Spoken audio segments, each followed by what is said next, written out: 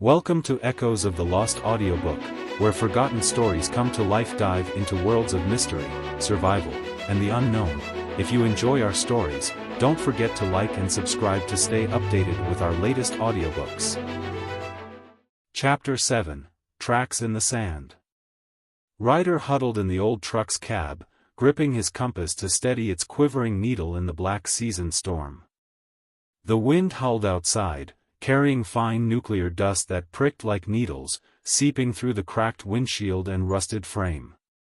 Lena leaned against the driver's seat, eyes half closed but her hand resting on the spear thrower, poised to react. The storm had raged for hours, and the air inside grew thick, heavy with damp earth and rust. Ryder felt the cold seep through his clothes, but he stayed silent, his mind fixed on the Seraphim device in his bag, a first piece in the puzzle of MH370. "It's weakening," Lena said, her voice hoarse with fatigue. She opened her eyes, peering through the shattered glass. The sky remained black, but the wind's fury had dulled to a steady whistle. "We move when it stops. Stay here too long, the hounds'll find us." Ryder nodded, checking the compass again.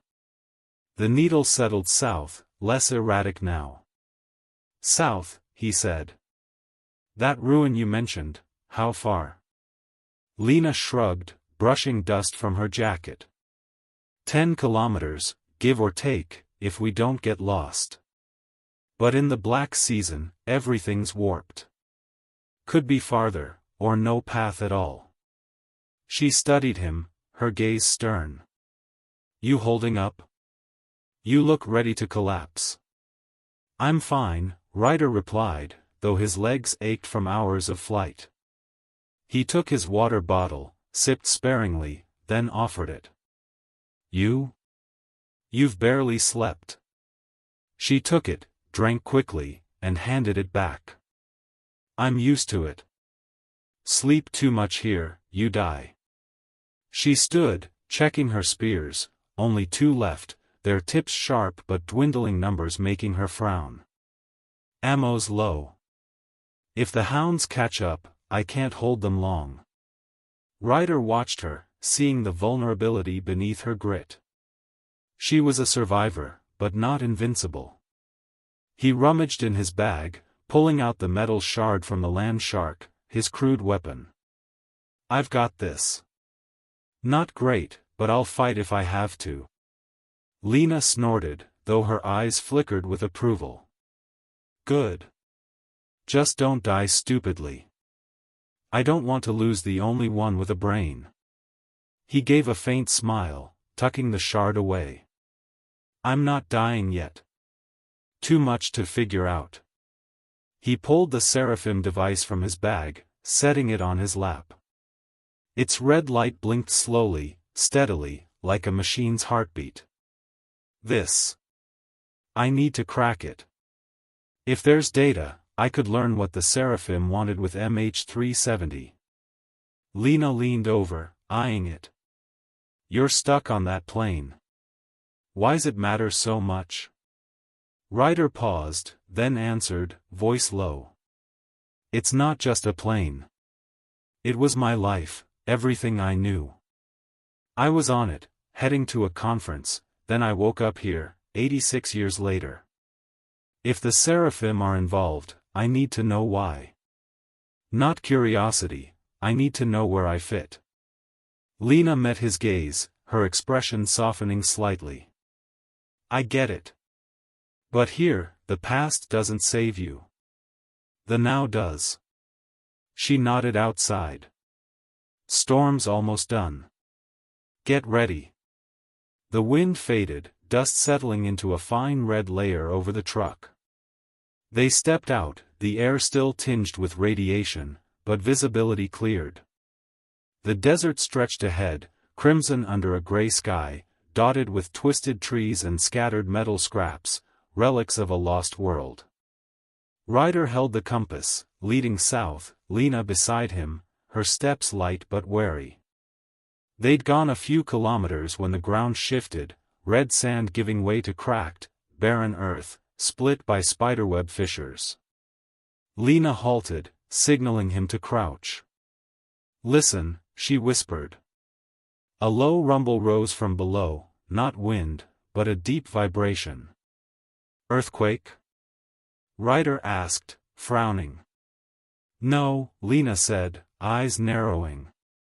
"Machinery. Something's down there." She pointed to a wide fissure, where sand trickled in as if sucked down. "Careful. The ground's unstable." Ryder edged closer, observing. The fissure spanned 2 meters, its depth unseen, but the rumble grew steady, like a massive engine at work. "Seraphim," he muttered, pulling out the device. Its red light blinked faster, as if reacting.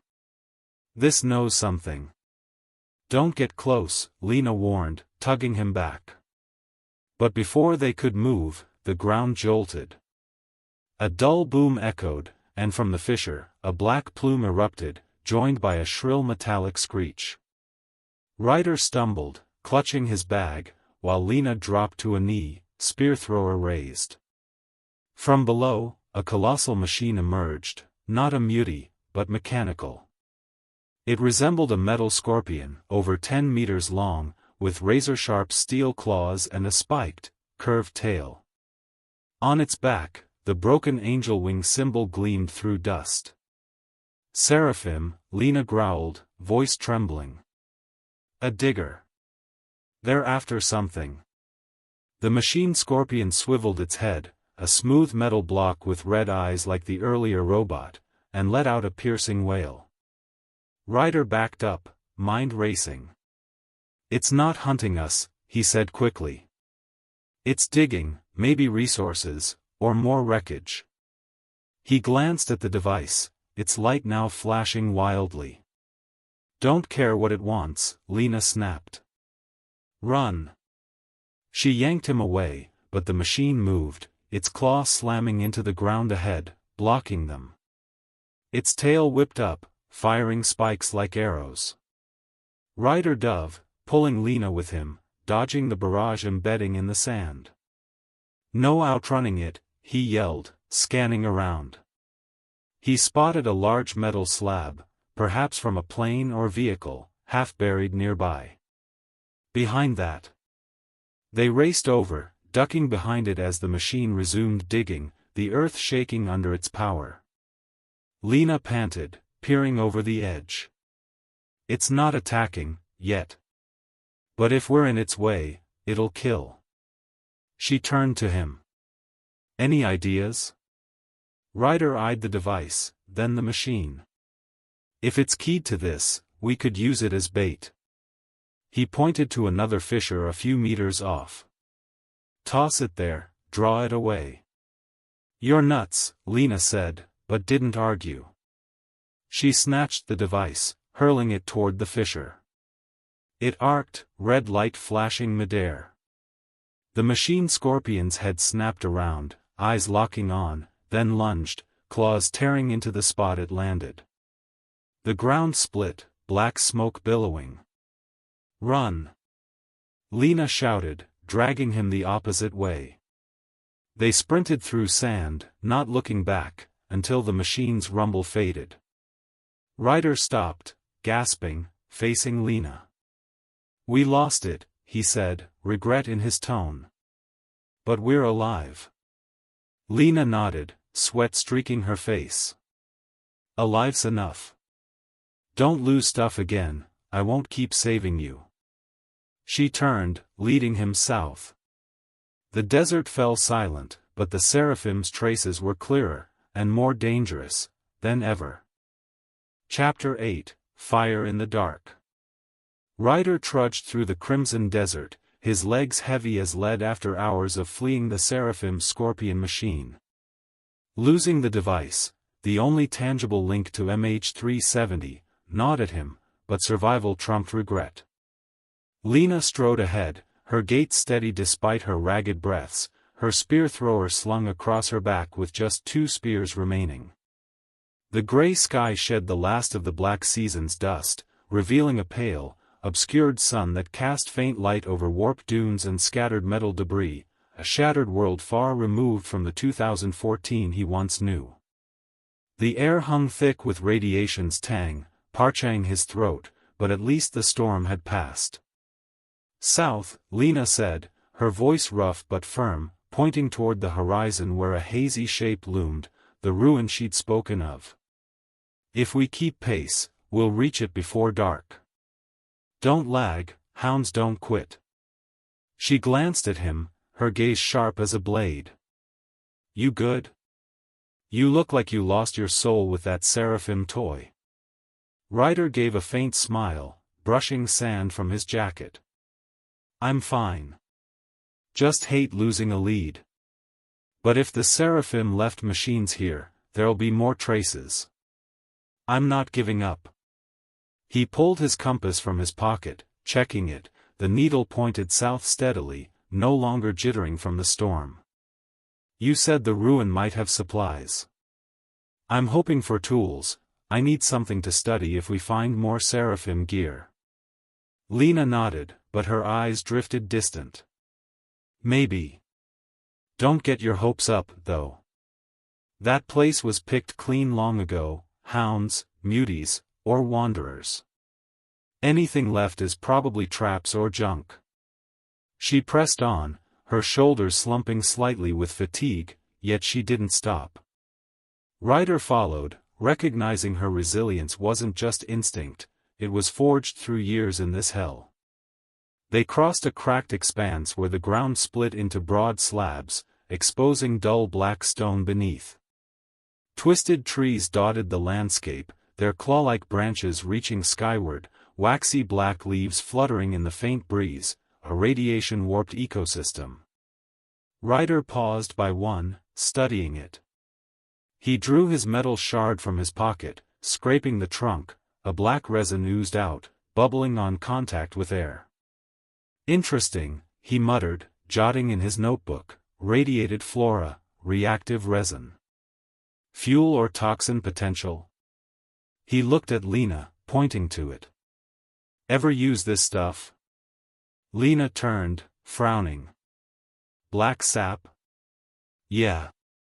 Burns well, but the smoke's poison. Don't light it near people, you'll choke before you can run. She kept walking, her tone flat. The desert's full of weird shit. Learn to dodge, not test. Ryder nodded, pocketing his notes. Her knowledge was practical, unlike his scientific urge to dissect and exploit. Here, he needed both, understanding to survive, discovery to find answers. They pressed on, passing low dunes and metal fragments, some resembling car parts, others like plane wings, origins unclear. Each step reminded him of MH370, but he shoved the ache down, focusing on the now. As the sun faded behind gray clouds, the ruin sharpened into view, an old town, reduced to a skeleton of concrete and rusted steel. Collapsed walls, caved roofs, and shattered windows stared like dead eyes. A thin plume of smoke rose in the distance, halting Lena instantly. Smoke, she whispered, crouching low. Hounds, or something worse. Hide. Ryder dropped behind a broken concrete slab, heart pounding. He peered through a gap, spotting a flickering fire amid the ruin, a small blaze, surrounded by moving figures. Raiders? He asked, voice hushed. Definitely, Lena replied, eyes narrowing. Hounds. They've set camp. Probably resting post-storm. She counted quickly. 6, no, 7. Their rigs parked nearby, fixed now. She pointed to a hulking shape a few meters from the fire, the scrap-built vehicle with spiked tires, rolling again. Ryder followed her gaze, mind racing. If they're here, we can't get in. But skipping it means no supplies. He glanced at Lena. What do you think? Fight or bypass? Lena stayed silent, weighing it. Fight, we die. They're too many, armed with guns. Bypass is safer, but we need water and gear, we won't last long out there. She met his eyes, her look steely. Got a smart play? 'Cause I only know shoot and run. Ryder thought fast, scanning the camp. The hounds clustered around the fire, eating and shouting, oblivious to the distance. Their rig sat near a collapsed building, 20 meters from the camp. Diversion, he said. If we draw them off, we sneak in for supplies. Use the black sap, you said it burns well. We light it far off, pull them away. Lena's lips twitched, a hint of surprise. Not bad. But if they don't bite, we're screwed. She nodded. Let's do it. I'll get sap. She crawled to a nearby tree, slicing a chunk with her knife, black resin dripping. She wrapped it in a cloth scrap from Ryder's bag, forming a small ball. Light this, smoke'll be thick. Throw it far, then we hit the camp. Ryder nodded, taking her makeshift lighter. They moved quietly, circling the ruin to a dune 50 meters east of the camp. He sparked the lighter, igniting the sap ball. Flames flared fast, thick black smoke billowing, drifting toward the hounds with the wind. Throw, he whispered. Lena hurled it, the ball landing in the sand, smoke rising like a cloud. The hounds reacted instantly, shouts erupted, several grabbing guns and charging toward the smoke. Ambush, a raspy voice roared. Ryder and Lena hugged the ground, waiting. 4 broke off, leaving 3 behind, 2 by the fire, 1 near the rig. Now, Lena said, slinking toward the ruin.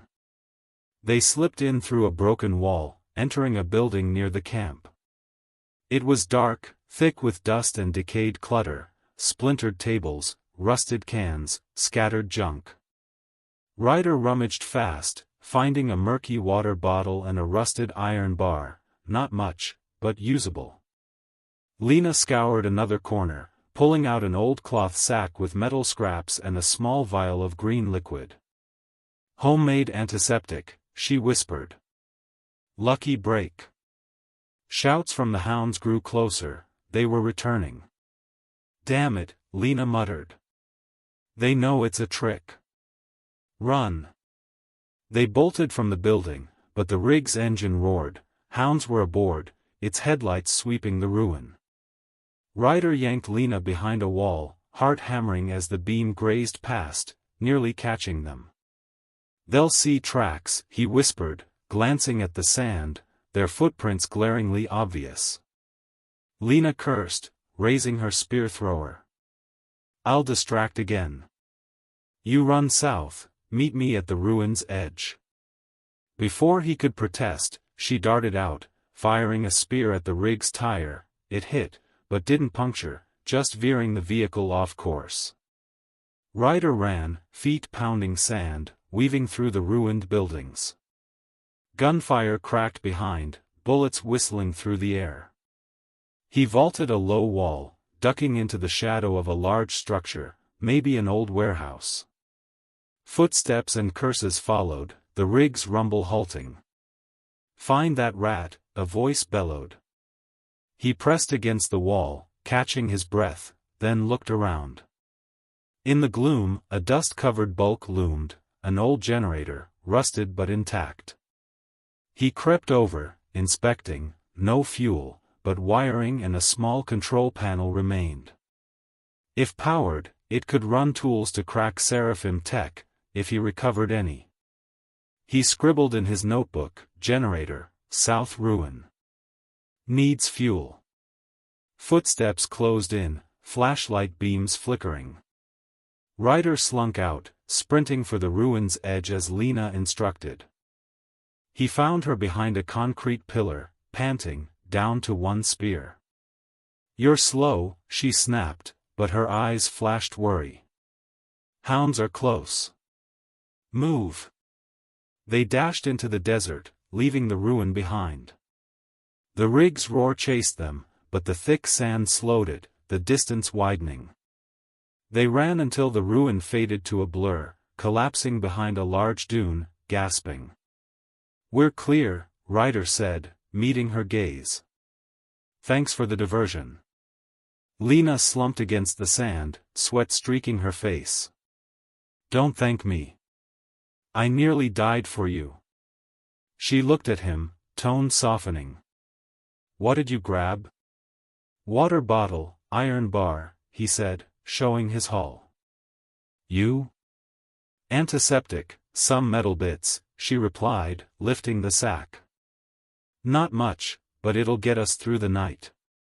She paused, then asked, "What did you see in the warehouse?" "Generator," he said. "With fuel, I could use it, for Seraphim tech, if I find more." He glanced at the sky, now pitch black. "But we need rest now."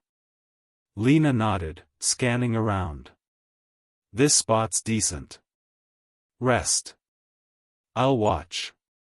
But as she sat, Ryder saw her hands tremble, exhaustion past her limit.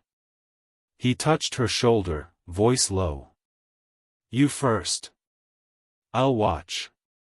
She stared, surprised, then nodded faintly. "Fine. Don't let me die." She leaned into the sand, eyes closing. Ryder sat beside, gazing at the silent desert, iron bar in hand. He wasn't just surviving, he was learning to belong here. A deep rumble broke the quiet, not hounds, but richer, from above. He looked up, a white streak slicing the dark, a Seraphim craft, sweeping over the ruin before vanishing. His pulse quickened. They weren't done with him, nor he with them. Chapter 9, The Burning Depths. Ryder leaned against the dune, his weary eyes scanning the pitch-black desert, fingers clenched around the rusted iron bar like a flimsy shield against unseen threats. Lena lay beside him, her breathing steady but shallow, her body relaxed for the first time since they'd met, a sign of exhaustion pushed past its limit. The white streak of the Seraphim craft that had swept over the ruin had vanished into the dark, leaving an unease coiling in his gut. The rumble from the earth, the hound's roar, and now a shadow in the sky, this 2100 world offered no respite. But he didn't just want to survive, he wanted to understand, to reclaim the lost piece of himself. The desert wind whistled softly, carrying a skin-biting chill and the lingering metallic scorch of the black season. Ryder pulled his notebook from his pocket, opening it under the faint glow of his compass, a tiny light, but enough to scribble in the dark. He wrote quickly, "Seraphim craft, South Ruin. Searching or monitoring? Tied to digger?" He underlined Seraphim, sensing they were the nexus of MH370, his time shift, this world's ruin. Yet he had no data, no tools, just hypotheses piling like the sand beneath him. Lena stirred, eyes snapping open, sharp even in fatigue. "Not sleeping?" she asked, her voice hoarse but alert. She sat up, brushing sand from her hands, checking her spear thrower, down to one lone spear, its blade gleaming but solitary in its quiver. "Can't," Ryder replied, tucking the notebook away. "Too much on my mind. And I watched for you, you needed rest more." He studied her, noting how her toughness didn't hide the faint tremble in her shoulders. "You okay? Today pushed you hard." Lena snorted, but her gaze softened slightly. "I've survived worse. Don't worry, I'm not weak enough for your pity." She stood, stretching, joints popping audibly. "Thanks for watching, though. Your turn now." "I'm awake." Ryder nodded, but didn't lie down yet. He took the water bottle from his bag, offering it. "Drink. We need you sharp if hounds come back." She took it, sipped sparingly, and returned it with a fleeting look, not verbal thanks, but a quiet acknowledgement. He leaned into the sand, eyes closing, but sleep eluded him. The craft's hum haunted him, a warning that the seraphim weren't done. A strange sound pierced the silence, not wind, but a low hiss, like steam escaping the earth. Ryder bolted upright, gripping the bar. Lena heard it too, dropping low, eyes sweeping the dark. "What's that?" he whispered, pulse racing. "Not sure," Lena said, voice taut. "But not hounds, this is from below." She pointed to a patch of sand 10 meters away, where the ground quivered faintly, sand sliding into a small hole. "Watch it. Could be a mutie, or worse." Ryder edged closer, keeping a safe distance, observing. The hole spat a thin plume of white vapor, hot enough to feel from afar. "Steam? Or gas," he muttered, pulling out his notebook. "Geothermal activity, South Desert. Seraphim or natural?" He glanced at Lena. "You seen this before?" "No," she replied, eyes narrowing. "Heard rumors, though, the ground here's unstable. War-left junk, tunnels, unexploded bombs, broken machines. Could be something waking up." She signaled him back. "Stay clear. If it blows, we won't outrun it." But before they could retreat, the earth jolted harder. A muffled boom sounded, and from the hole, a red-orange flame erupted, soaring nearly 5 meters, lighting the desert for a fleeting moment. Ryder leapt back, dragging Lena with him, both tumbling into the sand as heat washed over. "Damn it!" Lena yelled, shielding her face. The fire died as fast as it flared, leaving a blackened crater, smoke curling thickly. Ryder panted, staring at the pit. "That's not natural gas," he said, standing. "Too hot, too quick. Maybe fuel, or an old weapon." He approached, ignoring Lena's warning glare. At the crater's edge, a glinting metal shard caught his eye, sleek, unrusted, etched with the broken angel wing symbol. "Seraphim," he murmured, heart pounding. "This is theirs." Lena stepped up, spear thrower raised. "You sure? If it's theirs, I don't want to be here when they return." She scanned around, tense. "But if it's fuel, why's it underground?" "No clue," Ryder said, bending to pick up the shard. It was warm, but he wrapped his hand in cloth from his bag, lifting it. The piece stretched 30 centimeters, thin yet heavy, one side carved with strange symbols, not letters he knew, more like code or an ancient script. "This isn't junk. Could be machine part, or a container. If the Seraphim buried it, they're hiding something." Lena eyed the shard, then the pit. "Buried? Or abandoned? The war ended ages ago, maybe it's scrap they didn't want." She pointed at the crater. "But if there's fuel down there, we could use it, for that generator you saw in the last ruin." Ryder nodded, mind racing. "Good call. But risky. Dig wrong, we torch ourselves." He scribbled, "Seraphim shard, burning pit. Potential fuel. Unknown symbols." He met her gaze. "Think we should try?" "No," Lena said flatly. "But you'll do it anyway, right?" She sighed. "Fine. But not bare-handed. We need tools, and distance from this pit. If it's a Seraphim trap, I don't want to trigger it." They left the crater, heading south with the shard. The desert fell quiet, but the pit's flare left Ryder uneasy. The Seraphim weren't just skybound, their traces lay beneath, and he was inching closer to their secrets, each step a gamble with his life. As dawn paled the sky, the southern ruin sharpened into view, larger than the last, with towering wrecks of buildings and streets half buried in sand. Lena guided him through a narrow alley, staying concealed. "Keep low," she whispered. "Hounds might linger, or something else." They ventured deeper, reaching an old plaza where a massive debris pile blocked the way, perhaps once a mall. Ryder paused, spotting something odd amid the rubble, a round metal device, will-sized, with a blinking red light, identical to the one he'd lost to the Scorpion. "Lena," he called, voice urgent. "Look."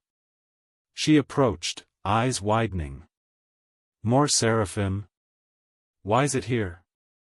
She crouched, inspecting. It sat wedged between concrete slabs, as if stuck for years.